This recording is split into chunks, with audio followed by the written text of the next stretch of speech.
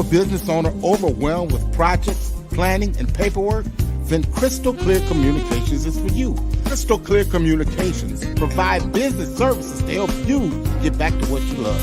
From proposal development to social media and newsletters, Crystal Clear Communications help business owners get more done. Give Crystal a call at 419-215-0735 or just visit her on Facebook at Crystal Clear Communications. Gorilla Studios is the area's premier recording studio. 419-705-2894. Offering industry standard producing, mixing, and mastering. We are equipped to record full bands at once. Or for solo artists, we have access to professional musicians who can bring your songs to life. Locally owned and operated here in Toledo, Ohio. We serve all genres of music, major, minor, and indie artists. 419-705-2894. Gorilla Studios, taking back music one song at a time.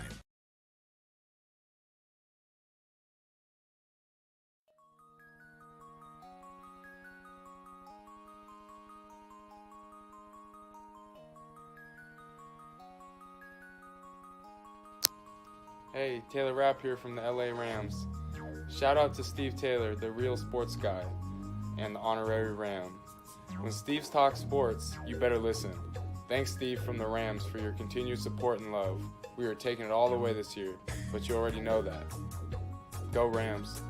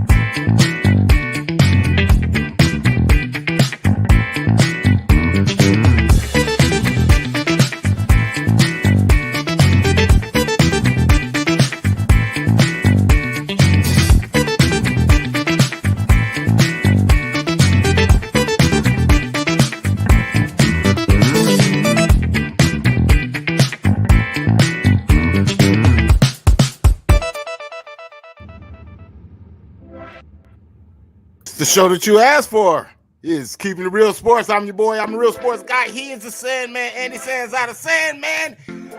Super Bowl is up on us. Yeah, one more week, buddy. I know you can't wait based on the swag today, but swag, can you feel the swag? Do you see the drip? Do you see the drip? Do you Yep. see it? Do you see it? Do you see it? I see it. You know, man, I tell you what, I even got the call, man. I got the call from my people, man, that are Rams. They said, Steve, do you want the new hat? Like we got you the last hat.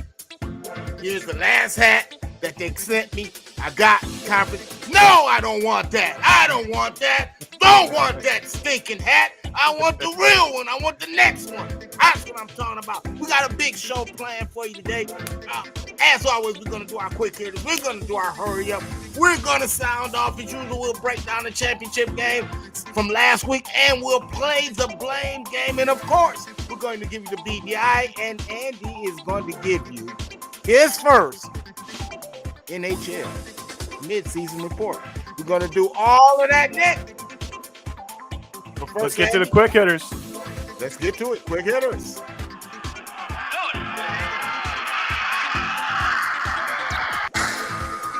Quick hitters. All right, partner. It's a great week to be a Cavaliers fan. We were pressing for it to happen, and it finally happened. Darius Garland will be an all-star in 2022 here at Cleveland. So excited for this young man. He's having an outstanding season, averaging 19 points a game, 8 assists. Well-deserved. Fans around here felt like Jared Allen should have been there as well, but that's a tough lineup to crack, and Garland definitely earned his keep as far as getting in there and representing the hometown team. Yeah, absolutely. He's done a great job. I tell you what, man, my quick hitter, the Washington football team, finally, they have a name.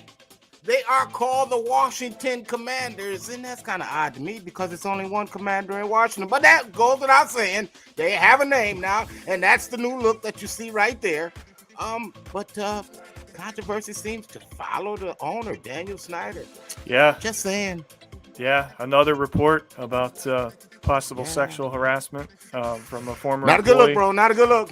No, and honestly, Steve, the name isn't going over well already around the fan base. So this will be interesting. But that's how fans are. They didn't like the new Ram look. They didn't like the new Ram logo.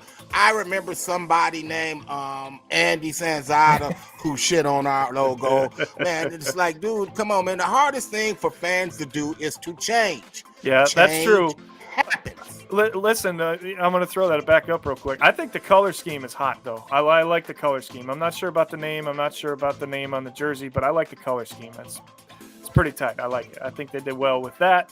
Let's see if that carries over to winning the fans over. Absolutely, absolutely. Well, some people may or may not be aware, partner, that the Olympics have started already. Yeah, And that means that we could see a potential rematch from what to me was the highlight of the Pyeongchang Games in 2018, which was the U.S. women against the Canadian women in hockey, of course. But a couple big injuries here in early round-robin play. That's Melody Dawu for Team Canada. She went down with an upper body injury against Switzerland in a 12-1 victory. That one hurts, but this one, Steve, this is a big blow to Team USA. Brianna Decker, in her third Olympics, out for the rest of the tournament. She was in agonizing pain, as you can see there on the screen. It was not pretty. She was screaming. You could hear her in the empty arena. We don't have enough time to get into that, but let's see if Team USA can rally around her injury and get another gold and repeat. Yeah, man, I tell you what, I'm looking forward to tonight, man, since there's a law, man, in sports. Yeah, that right there. Keith Thurman against Mario Barrios. Who the heck is Keith Thurman? Well, Keith Thurman was the former welterweight champion. He's the guy who lost a split decision to Manny Pacquiao. Who is Mario Barrios? Mario Barrios was the guy who was taking it to Tank Davis and was actually up in the scorecards before he got stopped in the 11th round. Both of them are on a comeback fight. They're looking to possibly face the undefeated Terrence Crawford. I'm looking forward to that tonight. That's Thurman, Barrios. I would definitely be tuned into that one. Yeah, I know you're excited about that fight. A lot of people are as well. There have been some really good fights this year. I think we'll add that one to the boxing list. They're starting to make these guys fight, man. I kind of like that. Yeah. It's drawing in more of an audience for sure. All right, well, there we go. There you have it. Those are the quick hitters for this week. And, Steve, we forgot to mention at the top of the show a milestone episode here. We're on number 20 this week. Yeah, hard to believe already, isn't it? It goes fast, doesn't it? That kind of – and speaking of going fast, we got to hurry up. So let's get into it.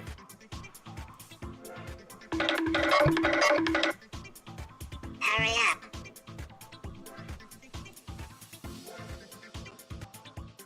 A lot of stories this week, partner, but obviously have to start with the biggest one in terms of a legacy coming to a conclusion.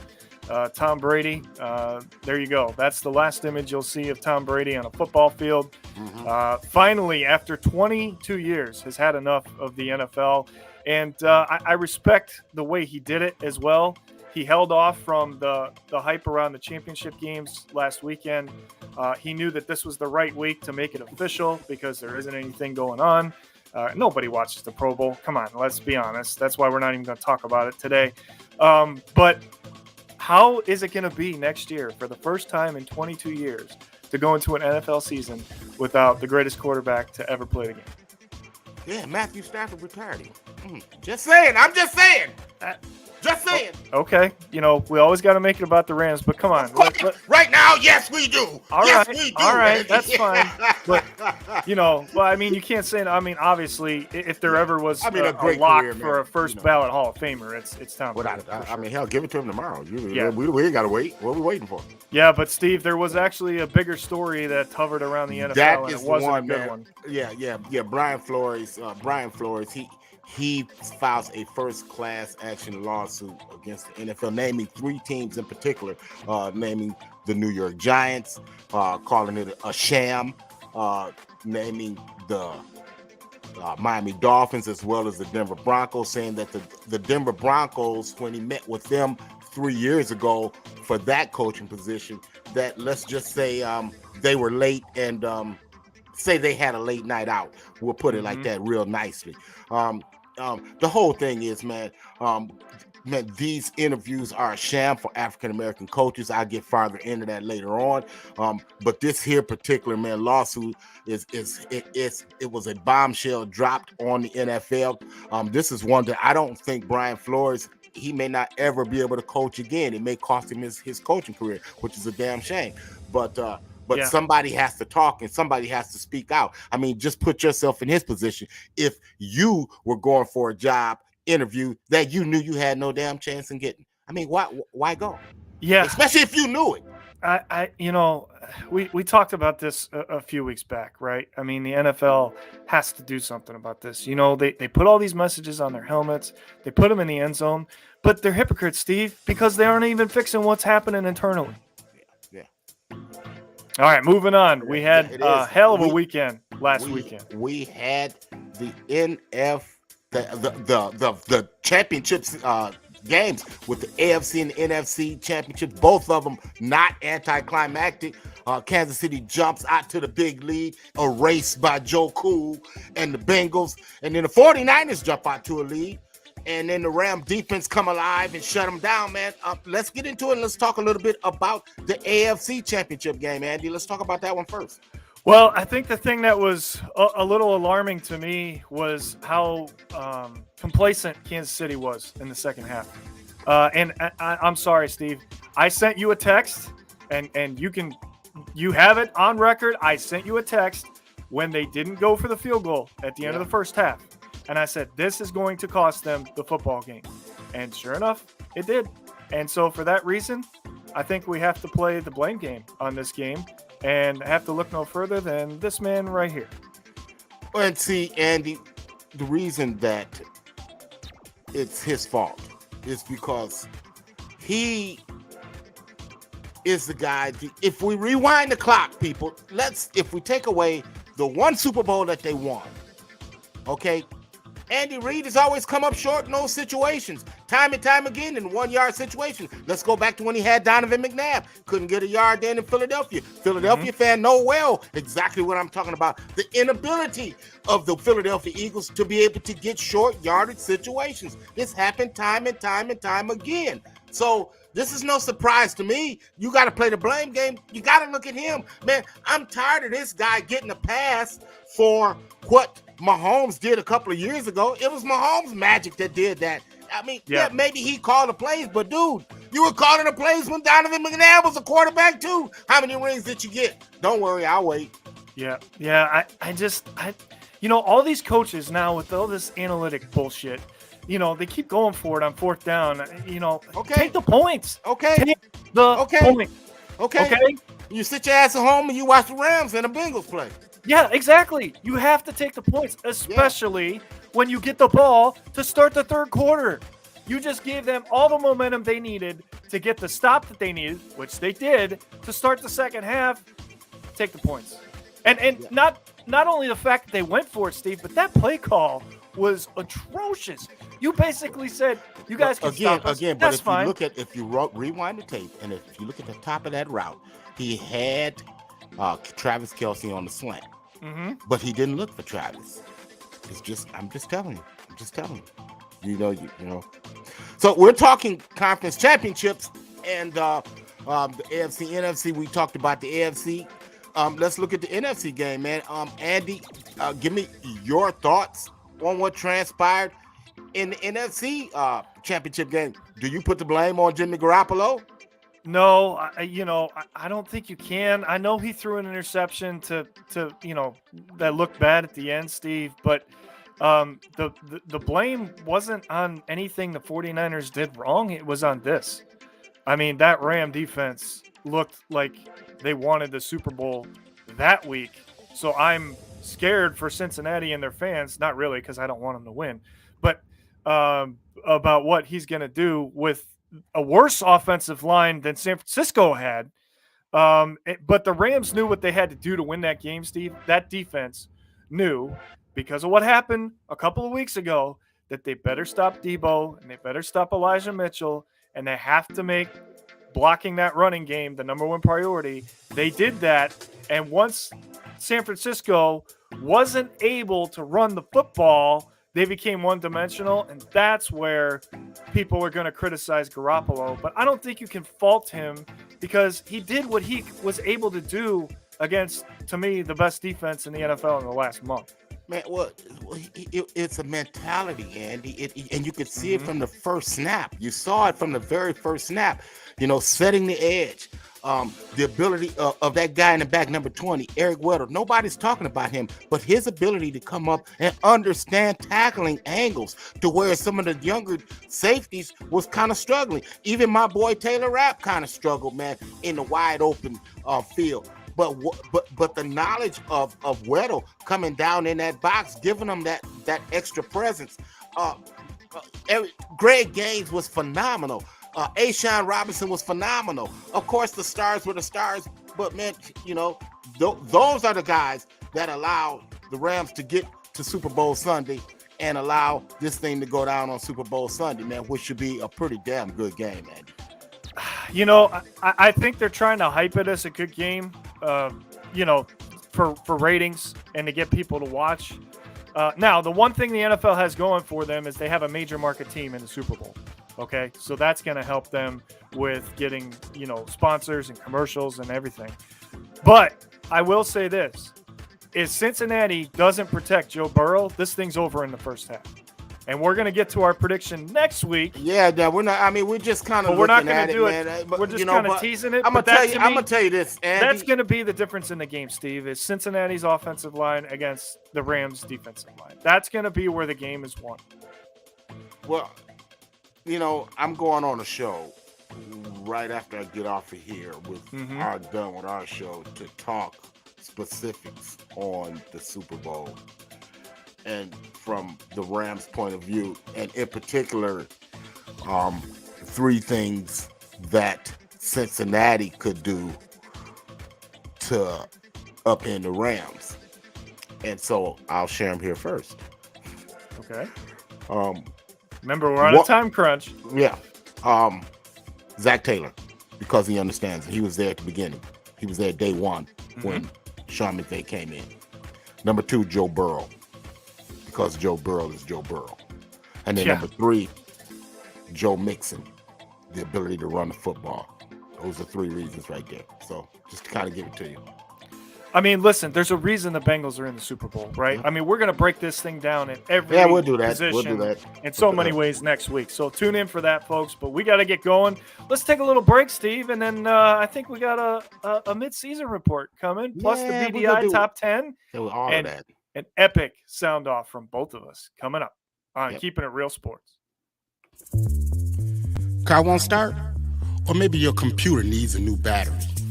For all your battery needs, it's Batteryland, 2502 Woodville. Call Big John, and he not only offers you best in battery warehouse services, but he also offers services for your auto and your light truck. His prices will not only meet or beat, I said beat, the competition.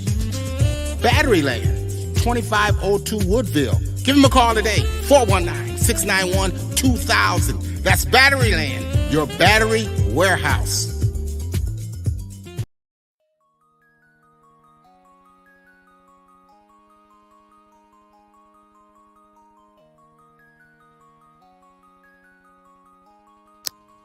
Hey, Taylor Rapp here from the LA Rams.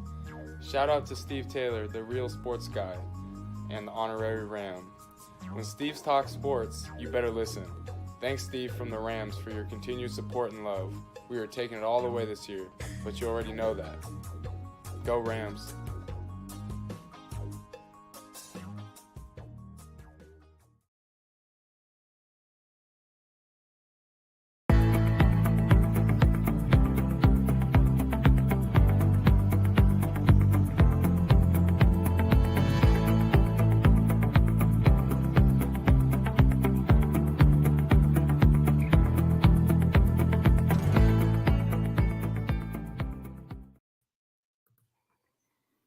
Welcome back to Keeping It Real Sports. I am the Sandman, Andy Sanzada. He is the real sports guy, Steve Taylor. And My friend, it's hard to believe, but it is All-Star weekend in the NHL. And later this afternoon, we're going to have the NHL All-Star game.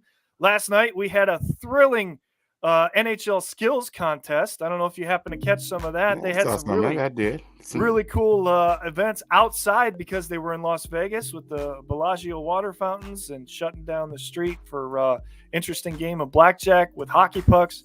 But here we are at the midseason. So let's take a real quick look at what's going on in the NHL as we start to prepare for a little bit more in-depth breakdown of the NHL as the NFL season will come to a conclusion next week. But here you go, Steve. These are the 10 best teams based on points alone in the standings right now. At the top, you've got the Florida Panthers at 69 points. Colorado, who was once again my Stanley Cup pick. I got it wrong last year. I'm not going to get it wrong this year. I'm standing by that. Colorado Avalanche at number 2, tied with the two-time defending Stanley Cup champion Tampa Bay Lightning.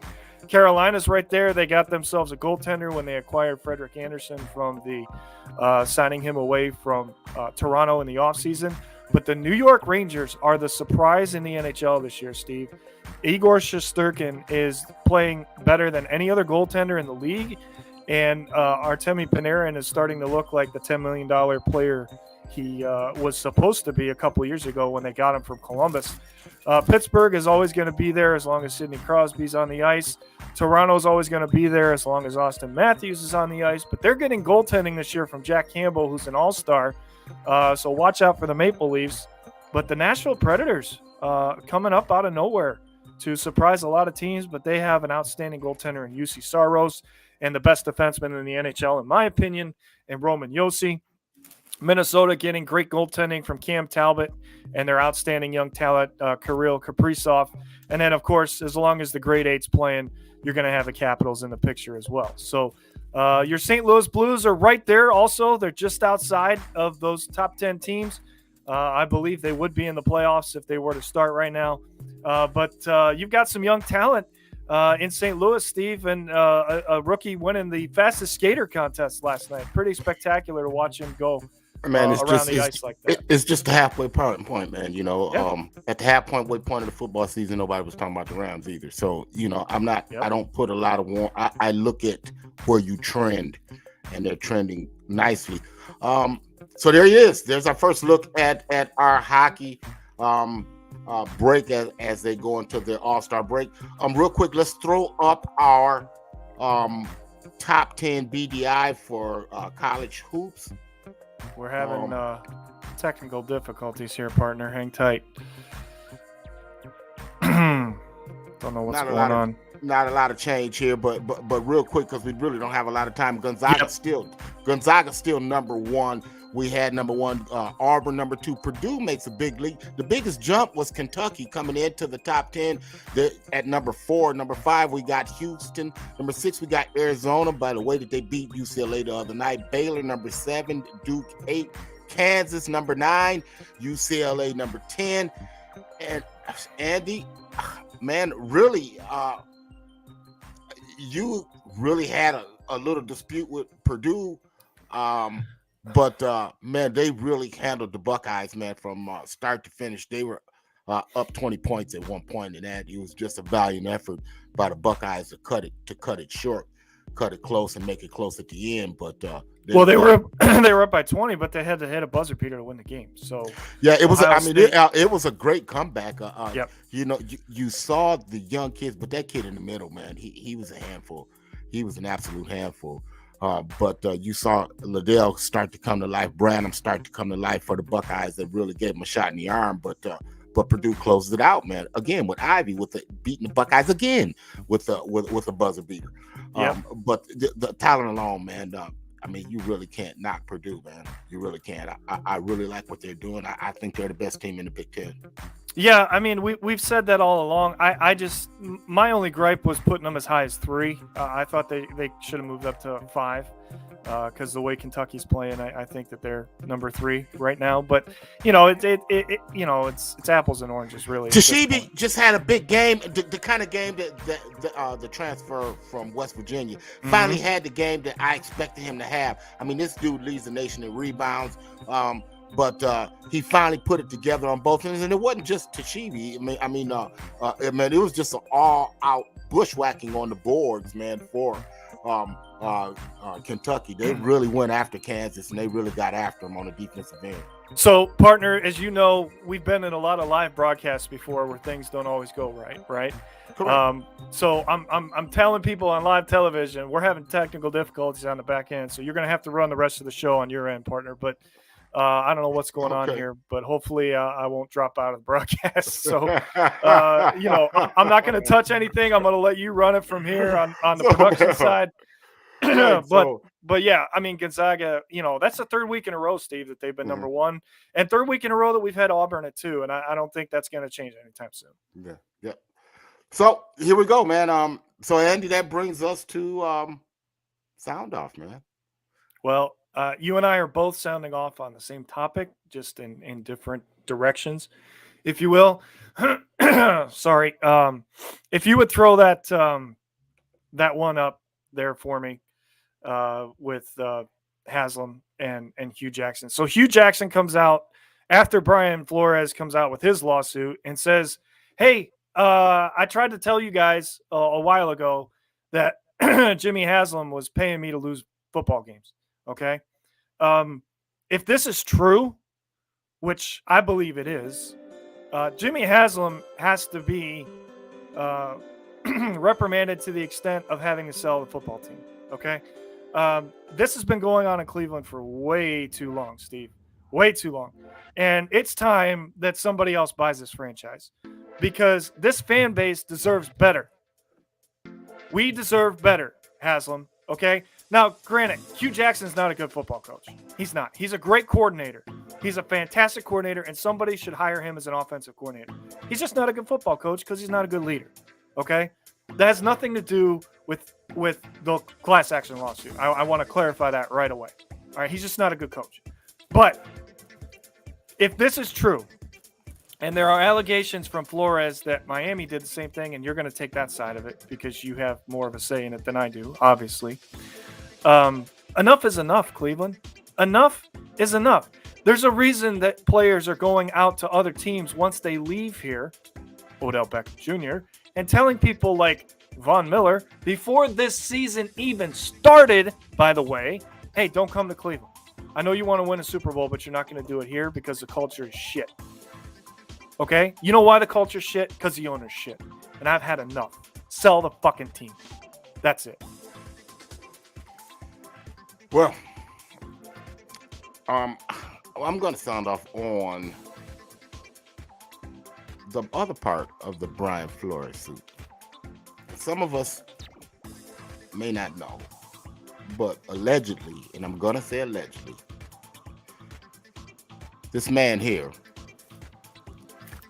walked down, saw in his will to walk down and knock on the head coach, Brian Flores' door, an African-American coach who was at the time only one of 3 African-American coaches coaching in the National Football League, to knock on his door and offer him $100,000 to lose football games.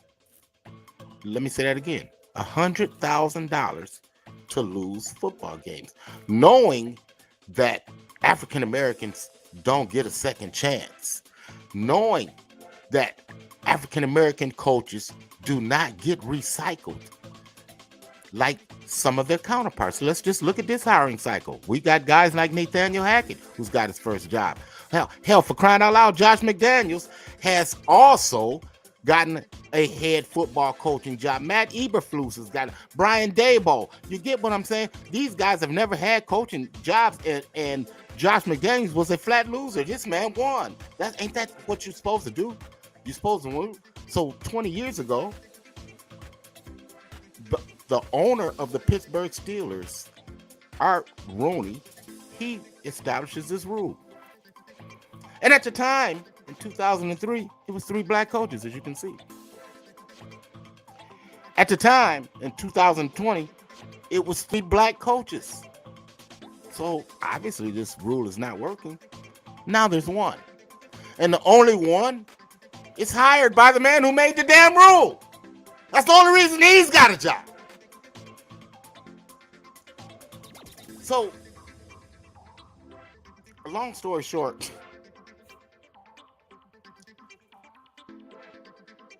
for a league that is employed by 73% African Americans, and we only have one African American coach, and you can kill me with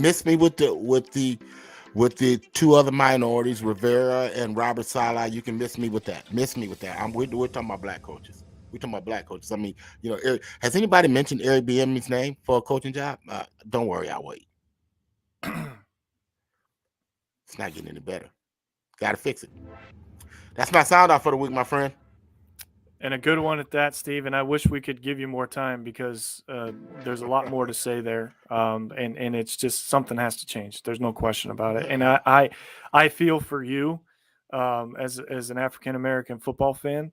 But, it just goes to show you that money is power. And that is something that has to change. It is like that because the people that run the league are used to working with people that look like them, and that's just it.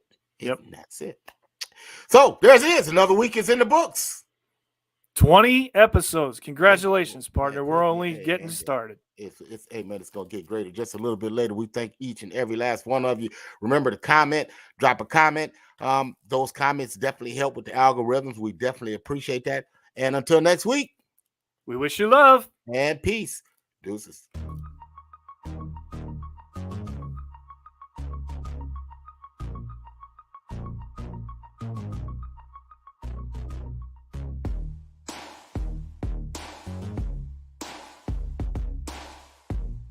Did you end it?